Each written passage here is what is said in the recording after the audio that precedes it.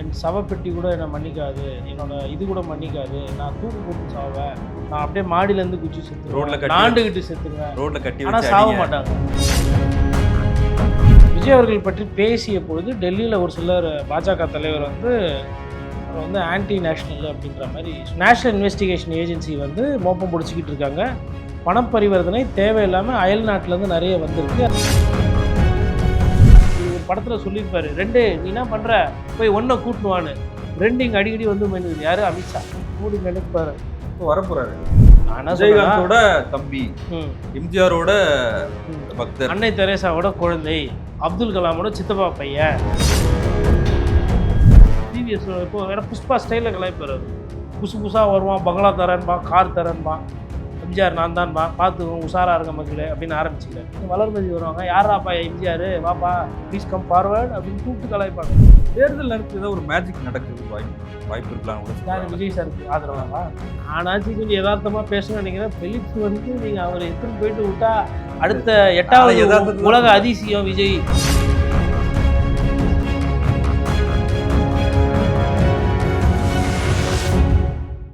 South beat அன்பு உறவுகளுக்கு வணக்கம். நான் ஃபெலிக்ஸ் இன்பஒளி. இந்த நேர்காணலில் நாம் சந்திக்கிருப்பவர் மூத்த பத்திரிகையாளர் திரு கோட்டீஸ்வரன் அவர்கள். வணக்கம்.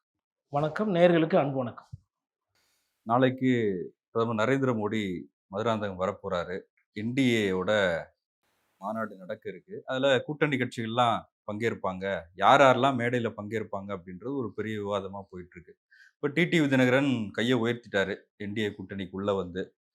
அது கூட ஒன்று இன்னைக்கு விமர்சனமா மாறி இருக்கு.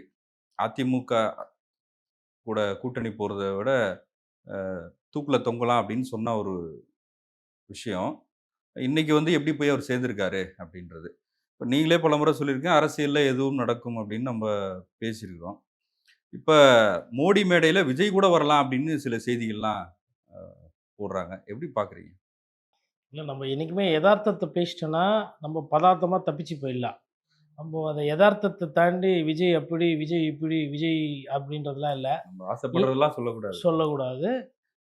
அரசியல் கட்சிகள் நேரத்துக்கு ஒருவாறு பேசுவாங்க. அதுக்கப்புறமா வந்து என் சவப்பெட்டி கூட என்னை மன்னிக்காது, என்னோட இது கூட மன்னிக்காது, நான் தூக்கு போட்டு சாவேன், நான் அப்படியே மாடியிலேருந்து குச்சி ரோட்ல செத்துருவேன், கட்டி நாண்டுகிட்டு செத்துருவேன், ரோட்ல கட்டி ஆனால் வச்சு சாவ அடிங்க. மாட்டாங்க.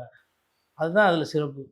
சாவாமல் பார்த்தீங்கன்னா அடுத்த தேர்தலில் திருப்பியும் வந்துட்டு எதையோ ஒரு கட்சியை பிடிச்சி அவங்க கையை தூக்கி நிற்பாங்க. ஸோ அப்போது இப்போ நாட்டு மக்களுக்கு ஓகே, அரசியல்வாதிங்க சொல்கிறது எதையுமே ரொம்ப சீரியஸாக எடுத்துக்கூடாது, இதுவும் அரசியல். அப்போ அரசியலில் நிரந்தர நண்பரும் இல்லை, நிரந்தர எதிரியும் இல்லை. அந்த அந்த விஷயம் மாறலை. அதை தாண்டி இப்போது விஜய் அவர்கள் வருவாங்களேன்னு கேட்குறீங்க. விஜய் அவர் விசாரணைக்கு போவாரா, இல்லை வந்து ஜனநாயகன் படம் சம்மந்தமாக எதனா பேசுவார்னா அதுக்கே பதில் தெரியல. இல்லை கூட்டணிக்கு வந்து விஜய் கலந்துக்குவாரா வருவாரான்னா அதுக்குண்டான சமிக்கைகள் எனக்கு இருக்கிற மாதிரி தெரியல. இன்னொன்று, இன்னைக்கு தேதியில் வந்து விஜயின் மீது பார்வை வந்து பாஜகவுக்குமே வந்து பெருசளவில் இல்லை. எடப்பாடி பழனிசாமி அவர்களுமே வந்து அந்த கூட்டணி வந்து இனிமேல் டிடிவி தினகரன் வந்ததுக்கு பிறகு வேறு யாரும் புதுசாக வந்தால் வரட்டும், இல்லைன்னா வேணான்ற அந்த புள்ளிக்கு போயிட்டாங்க. இதில் ரொம்ப சிறப்பான ஒரு விஷயம் என்னன்னா, விஜய் அவர்கள் பற்றி பேசிய பொழுது டெல்லியில் ஒரு சிலர் பாஜக தலைவர் வந்து அவர் வந்து ஆன்டி நேஷ்னல் அப்படின்ற மாதிரி சொல்லியிருக்காங்க. அதாவது எச் ராஜா பத்திரிகையாளர்கள் ஆன்டி நேஷ்னல் சொல்கிறது வேற, பாஜகவில் முன்னணி தலைவர்கள் அவங்க, அதாவது அமித்ஷா இருக்கக்கூடிய ஒரு இடத்துல இந்த மாதிரி பேசும்போது ஒரு தலைவர் முன்னாடி சொன்னால் அந்த ஏதோ சில பல பிரச்சனைகள் இருக்குது, அவங்களுக்கு பணம் வந்து போகிறதுலலாம் சிக்கல் இருக்குது, நம்ம அதனால் அது வேண்டாம் அப்படி. அப்போ நான் என்ன புரிஞ்சுக்கிறேன்னா, விஜய் வந்து ஒரு ஃபஸ்ட்டு தேவைப்பட்டார், இனிமேல் அவர் தேவைப்பட மாட்டார், அவரை நம்ம எப்படி வேணுமோ அப்படி பயன்படுத்திக்கலான்ற அந்த புள்ளிக்கு வந்து பாரதிய ஜனதா கட்சி நவரு கிட்டத்தட்ட. பிஜேபி விஜய் எதிரியா பார்க்குறாங்களா? பிஜேபி எல்லாம் விஜயெல்லாம் எதிரியாக பார்க்க வேண்டிய அவசியமும் இல்லை, அவங்க பார்க்கவே இல்லை. விஜய் தான் எல்லாரும் எதிரியாக பார்த்து சொல்றது ரொம்ப பெரிய வார்த்தை. இல்லை. இது வந்து க்ளோஸ் டோரில் நடந்த ஒரு விஷயம். சரி, நான் இதை எதனால் இந்த வார்த்தையை சொல்கிறேன்னா, தினகரன் செய்தித்தாளில் செய்தி வருது, நேஷ்னல் இன்வெஸ்டிகேஷன் ஏஜென்சி வந்து மோப்பம் பிடிச்சிக்கிட்டு இருக்காங்க, பணப்பரிவர்த்தனை தேவையில்லாமல் அயல் நாட்டிலேருந்து நிறைய வந்திருக்கு, அதில் கணக்கில் சில பல பிரச்சனைகள் இருக்குது, இந்த விசாரணை என்பது இது தனி கோணத்தில் போகுதுன்ற மாதிரி சொல்கிறாங்க. அதில் இன்னும் நிறைய தரவுகள் போட்டிருந்தாங்க, அது உண்மைத்தன்மை என்னன்னு எனக்கு தெரியல, நான் அதனால் அந்த டீட்டெயில்ஸ்குள்ளே போகல. பட் இதை ஒட்டி நடந்த ஒரு மீட்டிங்கில் வந்துட்டு இல்லை இது ரிஸ்க், இது நமக்கு இப்போ வேண்டாம் அப்படின்ற மாதிரி அவங்க பேசியிருக்காங்க. அப்போ என்னன்னா அவங்களுக்கு ஒரு பெரிய ஆர்வம்லாம் கிடையாது. விஜயை பொறுத்தவரையிலும் அவர் வந்து திமுக தீய சக்தி, திமுகவுக்கு நான் தான் எதிரி, பாஜகவோட கொள்கை ரீதியா எதிர்க்கிறேன் அப்படின்னு சொல்லிட்டு அவர் பாட்டுக்கு பேசிட்டு போயிட்டோம். ஒண்ணும் பிரச்சனை கிடையாது.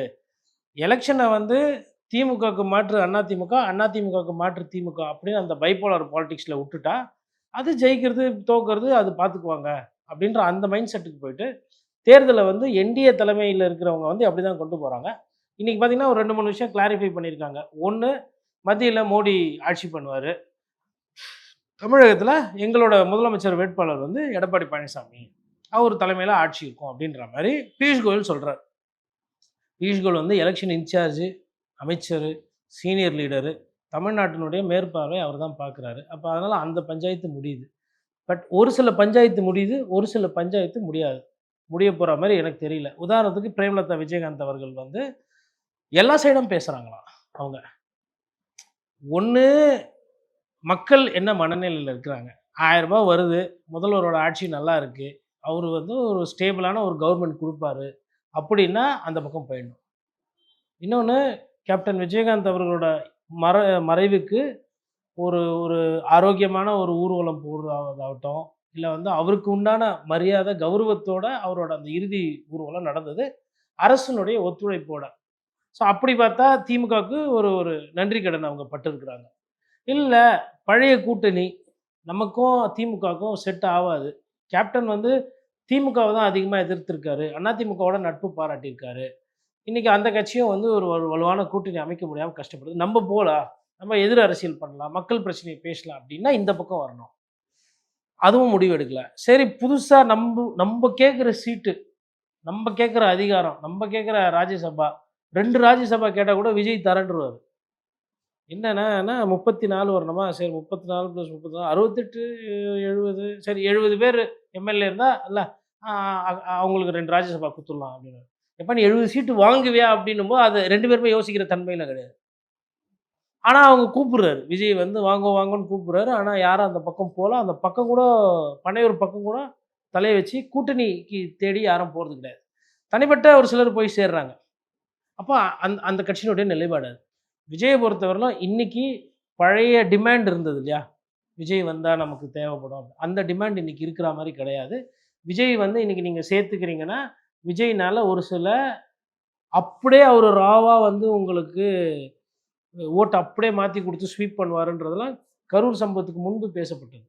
கரூர் சம்பவத்துக்கு பிறகு அவரோட நடவடிக்கை, அப்புறம் அவரு மற்ற கட்சியினர பத்தி பேசின பேச்சு, மற்ற நடிகர்களை கண்டுக்காம அப்படியே மட்டம் தட்டுறது அவங்க ரசிகர்கள். இதெல்லாம் ஒரு பேசு பொருளா இருக்கு. கூட என்ஐஏவோட கதை என்னன்னு தெரியல. இன்னும் ஒரு சில வழக்குகள்லாம் வருதுன்றாங்க. அப்படி இருக்கும் பொழுது, விஜய் வந்து இன்னைக்கு தேதியில ஒரு ஒரு அரசியல்வாதி ஆயிட்டார். அதாவது வழக்குகள் மூலியமாவும், குற்றப்பத்திரிகை, அதாவது நடவடிக்கை எடுக்காத தன்மை அந்த விஷயத்துல. அதனால விஜய் வந்து ஃப்ரெஷ்ஷா வராரு. அவர சேர்த்துக்கிட்டா வந்து ஒரு பெரிய ஸ்விங் கிடைக்கும். அப்படின்னு முன்னாடி இருந்த பேசுபொருள் இன்னைக்கு கொஞ்சம் கொஞ்சமா குறைகிறது. இல்ல அதுக்கு காரணம் வந்து இப்ப காங்கிரஸ் வந்து கொஞ்சம் அதிகம் பேசுறது இல்ல. பேசிட்டு இருந்த காங்கிரஸ் லீடர்ஸ் வந்து அ இதுக்கு மேல பேசினா காணாம போயிடுவாங்க. ஏன்னா, கட்சியில வந்து கடைசியில வந்து திமுக தொண்டர்கள் உழைக்கணும். இதே நீங்க அதிமுக கூட்டணியில போறீங்கன்னா, அதிமுக தொண்டர்கள் உழைக்கணும். இந்த 2 தொண்டர்களோட உழைப்ப வச்சு தான் இந்த கூட்டணின்றது நவுருது. மத்தபடி தலைவர் டூ தலைவர் பேசிட்டு அவரு ஏசி ரூம்ல பிரச்சாரம் பண்ணிட்டு போய் படுத்துருவாங்க. அந்த 3 மாசம் உழைப்பாங்க.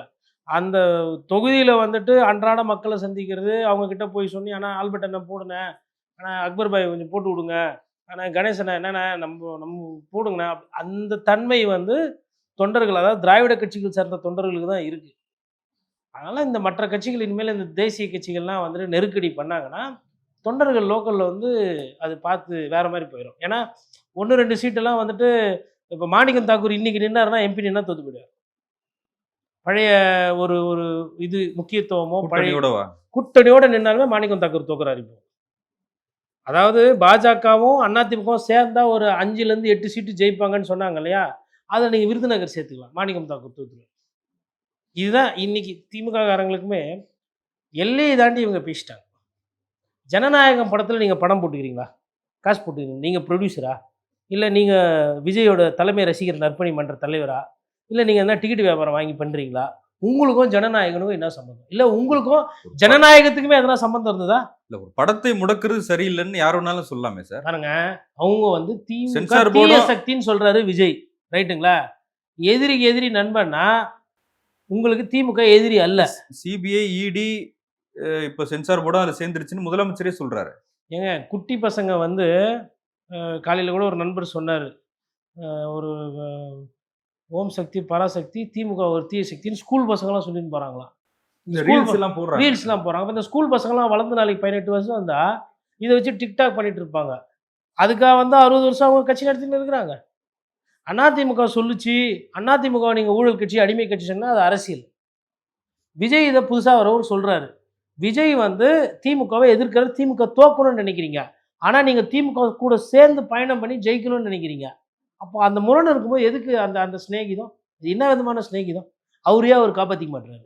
அவரு தொண்டருக்கு குரல் குடுக்க மாட்டாரு. அவரு படத்துக்கு பேச மாட்டாரு.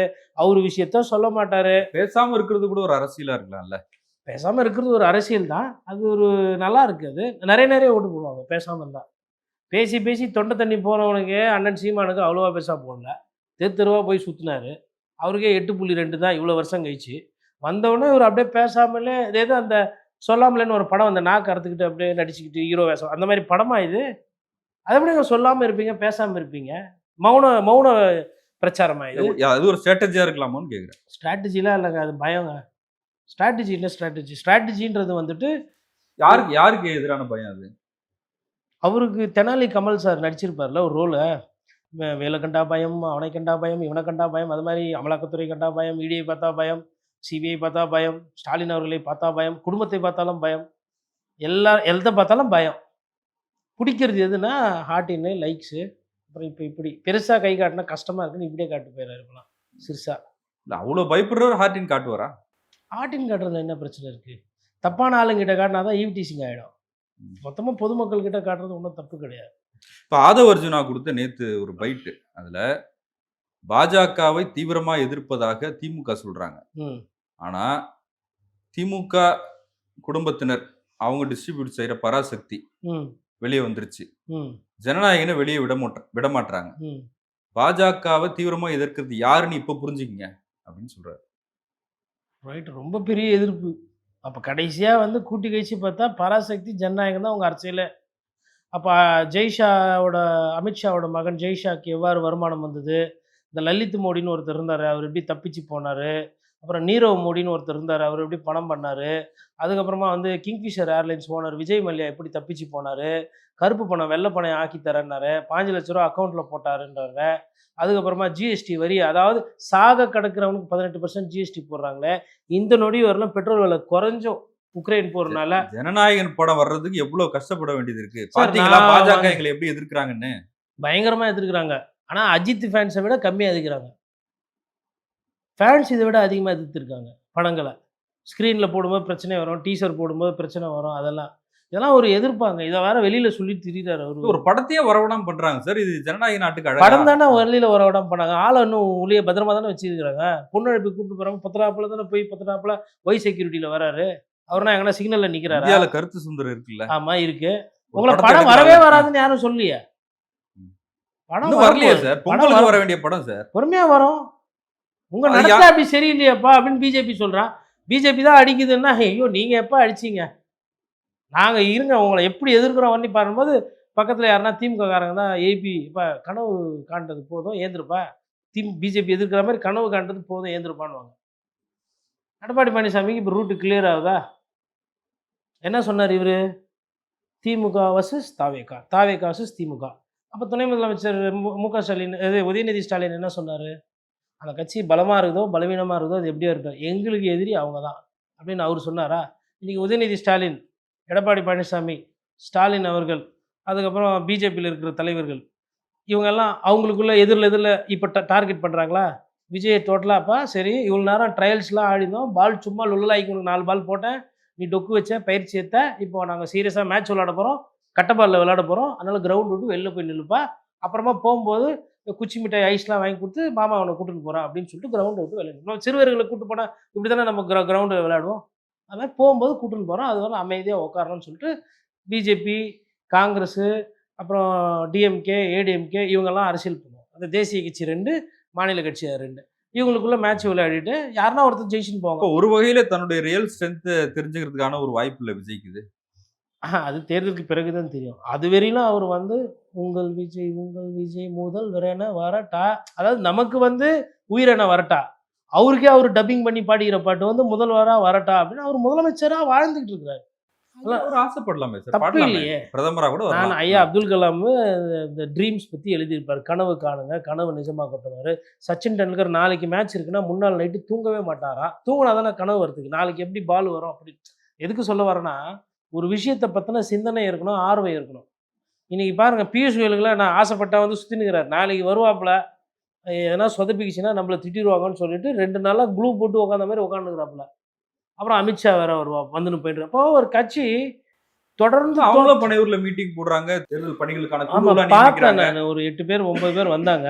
பாவம் கதவு தட்டி தட்டி அந்த கருப்பு கதவு திடீர்னு திறக்குது, திடீர்னு மூடுது. அண்டாக்கா கசும் அவுக்கா திறந்துட்டு சீசனா திறக்குது. திருப்பி மூடிக்குது. உள்ள என்ன நடக்குதுன்னே தெரிய மாட்டேங்குது. இப்படி கிடையாது கட்சி நடத்துறது. இது ஷூட்டிங் இல்ல. இது அரசியல் கட்சி. ஏன் ஒரு ஒரு விஷுவல் வரணுங்க. ஒரு 20 தொண்டர்கள் வந்துட்டு மனு குடுக்குற மாரி, இல்ல 20 தொண்டர்கள் அங்க உட்கார்ந்து பேசுற இப்ப மாரி. ஜெயலலிதா கூட அப்படிதானே சார். திடீர்னு போயஸ் கார்டன் கதவு திறக்கும். ஆ அவங்க வந்து பிரச்சாரம் அவங்க பண்ணுவாங்க. வந்து கொள்கை பரப்பு செயலாளரா இருக்கும்போது, அம்பாஸ்டர் கார் மேல ஏறி நின்னுலாம் பிரச்சாரம் பண்ணியிருக்கிறாங்க. ஜெயலலிதா கடைசி காலத்துல அவங்க ஒரு மகாராணி போல வலம் வந்தார்கள். புரியுதுங்களா? ஆரம்ப காலத்துலலாம் தெரு தெருவா போய் சோ அவர்களும், ஆர். பகவான் சிங்கும் அவங்க கூட நடந்தெல்லாம் பயணம் பண்ணியிருக்கிறாங்க. இன்னமும் ஆர். பகவான் சிங் சார் கேட்டீங்கன்னா சொல்லுவாரு. She used to walk like that. அந்த இது மாரி. அதனால நான் என்ன சொல்றேன்னா, அப்போ ஒவ்வொருத்தர் தான் ஒவ்வொன்னு. கலைஞர் மாரி வரணும்னு ஆசைப்படலாம். ஆனா கலைஞரா மாற முடியாது. எம்ஜிஆர் மாரி வரணும்னு ஆசைப்படலாம். ஆனா எம்ஜிஆர் ஆக முடியாது. வேற ஒரு ஜெயலலிதா. ஒவ்வொருத்தர் தான். விஜய் சார் ஒரு விஜய் சாரா இருந்தா ஒரு போதும். விஜய். ஒரு விஜய் அவ்வளோதான். அவரு வந்து அவரு இதுதான். அவரு ஏன் நான் அவர மாரி, இவர மாரி, அண்ணா மாரி, எம்ஜிஆர் மாரி சொல்லின்னு வராரு? நான் அவங்கள நேசிக்கிறேன். அவங்க வழியில போவேன்னு சொல்றது வேற.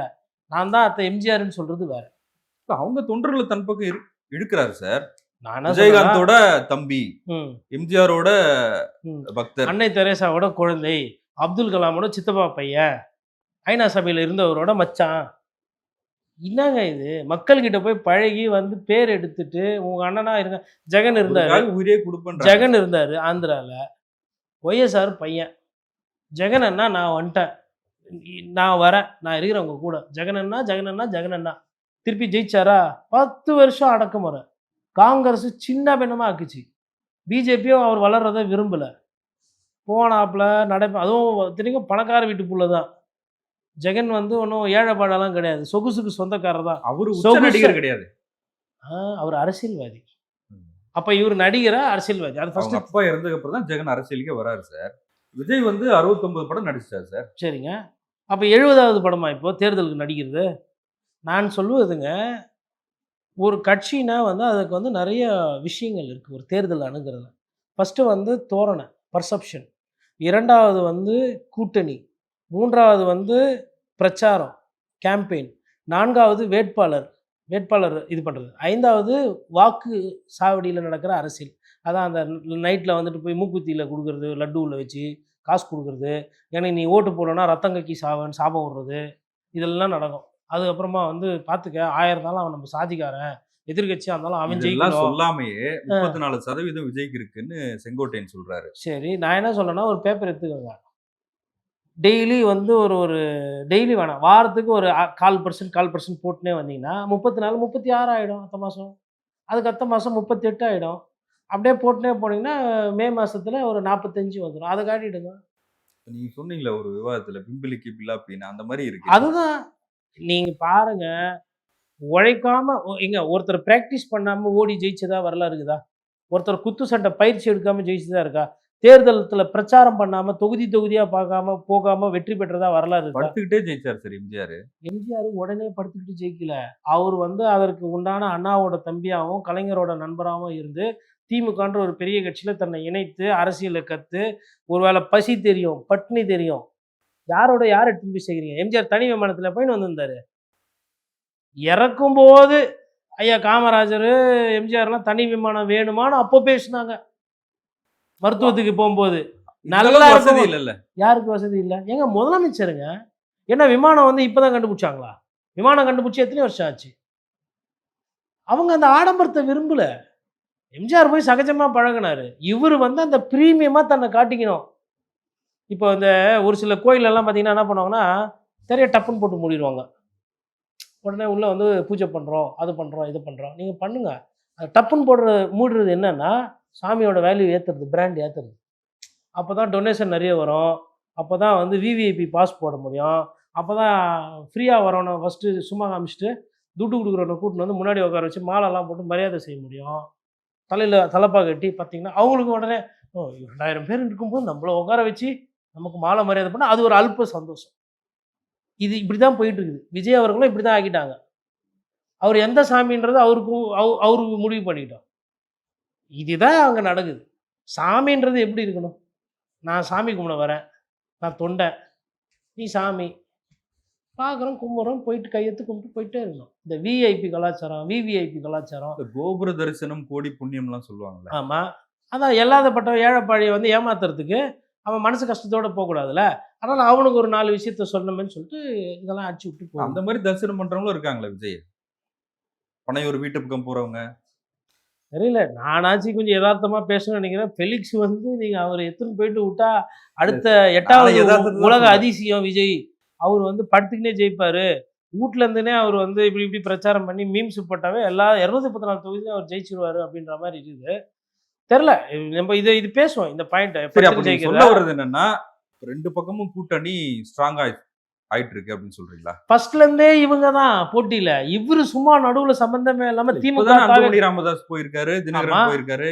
நெருக்கத்துல தானே எல்லாருமே எக்ஸாம் நேரத்துல தானே புக் எடுத்து படிப்பாங்க. அது வேற என்ன பண்ணுவாங்க? ஃபர்ஸ்ட்டியான்னு கேட்டா, ஃபர்ஸ்ட்டு நான் எப்படி பாஸ் ஆகுற வண்டி பாருங்கன்னு குட்டி பசங்களே சொல்லும்போது இவங்கலாம் பெரியவங்க. எக்ஸாம் நேரத்துல தான் படிப்பாங்க. அது மாரி எக்ஸாம் நேரத்துல தான் தேர்தல் நேரத்துல தான் கூட்டணி வைப்பாங்க. அத வச்சுட்டாங்க. சரி அவ்ளோ முரண் இருக்கிறவங்க ஏன் கோச்சின்னு போ வேண்டியது தானே? எதுக்கு திருப்பி என்டிஏல வந்து சேர்றீங்க? அங்க பஸ்ஸு ஃபுல்லு. அண்ணா அறிவாலயத்துலலாம் போயிட்டு இப்போ ஒண்ணும் இல்ல ஒரு ஒரு பேச்சுக்கு சொல்றேன். திமுகல இருந்து தேசிய முற்போக்கு திராவிட கழகத்துக்கு இங்க இடம் இல்ல. அப்படின்னு ஒரு அறிவிப்பு வருதுன்னு வச்சுக்கங்களேன் வெளிப்படையா. அதிமுகலாம் போயிட்டு பேசின்னு கீசின்லாம் இருக்க மாட்டாங்க. லூஸ்ல விட்டு போயிட்டே இருப்போம். இன்னைக்கு தேதியில அதான் நெலைம. எங்களுக்கு சண்டை செய்யறதுக்கு, போட்டி போடுறதுக்கு இவ்ளோ டீம்ல இவ்ளோ பேர் போதும். அப்படின்ற அந்த விஷயத்துக்கு போயிட்டு, அவங்க வேட்பாளர் தொகுதி எது? பிஜேபி எத கேட்க போகுது? டிடிவி எத கேட்க போறாங்க? அன்புமணிக்கு எத ஒதுக்கணும்? அதிமுக எங்க நினைக்கணுன்ற அளவுக்கு வந்துட்டாங்க. இதே நீங்க திமுக சைடு எடுத்தீங்கன்னா, சிட்டிங் எம்எல்ஏவே இருக்கிறாங்க. அமைச்சர் இருக்கிறாங்க. பொதுவா அமைச்சருங்கள தொகுதிய மாற சொல்ல மாட்டாங்க. அந்தந்த தொகுதி அமைச்சருக்கு குடுத்துருவாங்க. சீனியர் மாவட்ட செயலருக்கும் குடுத்துருவாங்க. அப்ப அங்கேயுமே வந்து ஆல்மோஸ்ட் டிசைடட்.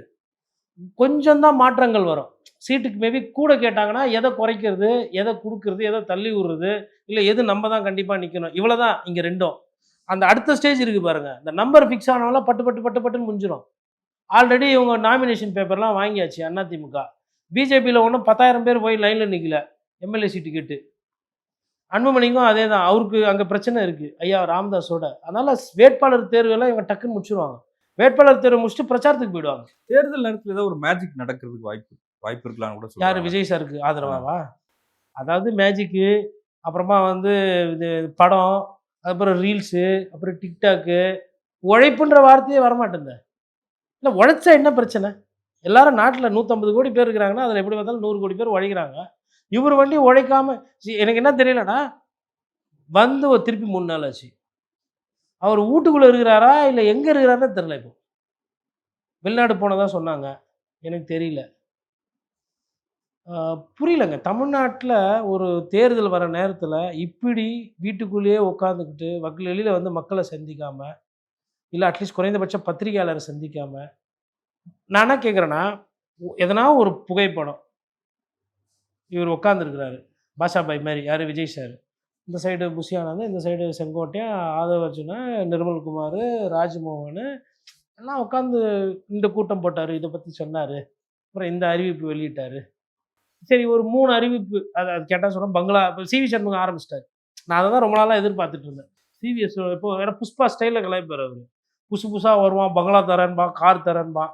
எம்ஜிஆர் நான் தான்பான். பார்த்துக்கோங்க உஷாரா இருங்க மக்களே அப்படின்னு ஆரம்பிச்சுக்கிறாரு. இன்னும் போக போக போக போக இந்த வளர்மதி வருவாங்க. யார்ராப்பா எம்ஜிஆர் வாப்பா ப்ளீஸ் கம் ஃபார்வர்ட் அப்படின்னு கூப்பிட்டு கலாய்ப்பாங்க. இந்த அதிமுக வந்து இன்னும் அட்டாக் பண்ண ஆரம்பிக்கல. இப்போதைக்கு பிஜேபி வந்து அன்பா அடிக்கிறாங்க. அன்பா அடிக்கிறதே அவருக்கு அதிகமா வலிக்குது போல.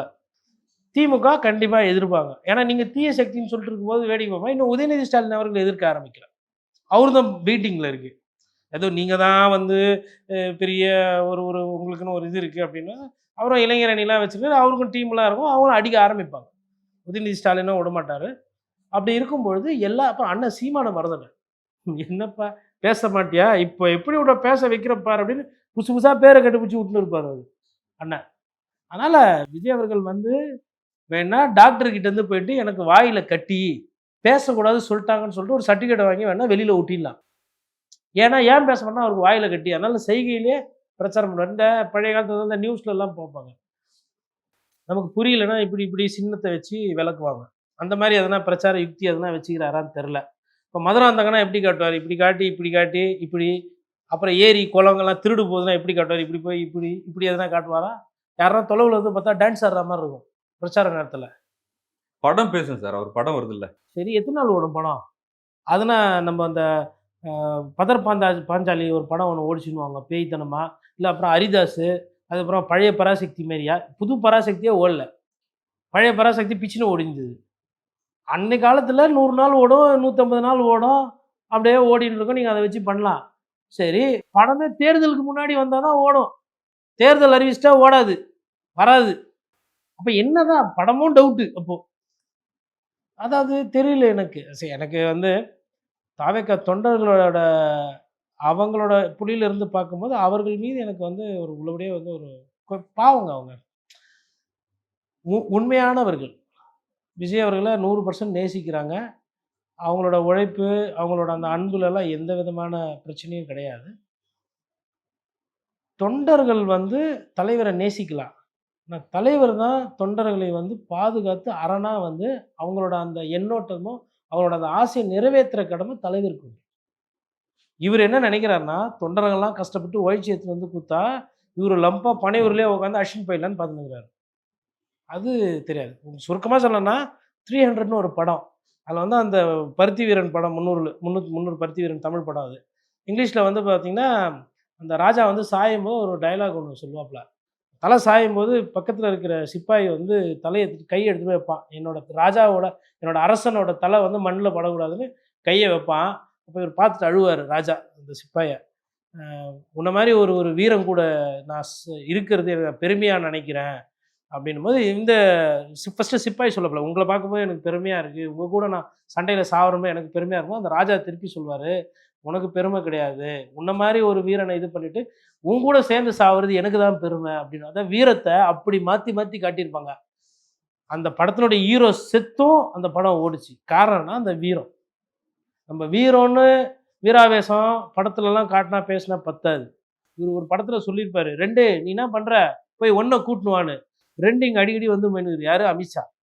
அவருகிட்ட இவரு சொல்லணும். 2 நான் உங்கட்டலாம் பேச மாட்டேன்.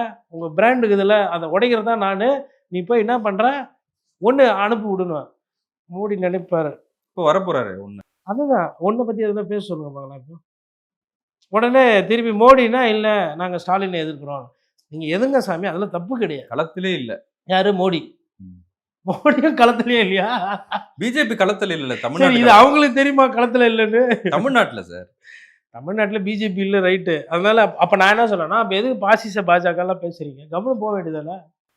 இது பிரதமருக்கு உண்டான தேர்தல் இல்ல. ரைட்டு. அப்ப அத சொல்லிருக்கலாம்ல. இது பிரதமருக்கு உண்டான தேர்தல் இல்லங்க. நாங்க அதனால அந்த தேர்தல் வரும்போது எதிர்ப்போம். சரி 2024ல களத்துல நின்னாங்கல்ல பிஜேபி. அப்ப எதிர்க்க வேண்டியதுதானே. அப்ப அப்ப திமுக தானே வீழ்த்துச்சு பிஜேபிய. சரி குறைந்தபட்சம் அண்ணாமலை கூடயாச்சும் ஃப்ரெண்ட்லியா இருக்கலாம்ல. அண்ணாமலை என்ன நெனைக்கிறாரு? எப்படின்னா எதனா ஒரு திராவிட கட்சிய முச்சு விடணும். கிட்டத்தட்ட உங்களோட ஆசையும் அதுதான். ஒண்ணு அண்ணாமலைக்கு ஃபர்ஸ்ட்டு அதிமுகவ அழிக்கணும்னு சொல்லிட்டு ஒரு சில வேலைகள் பண்ணாரு. இப்போ கூட்டணி அது இது வந்து அதனால மேபி இப்போ மனசு மாறலாம்.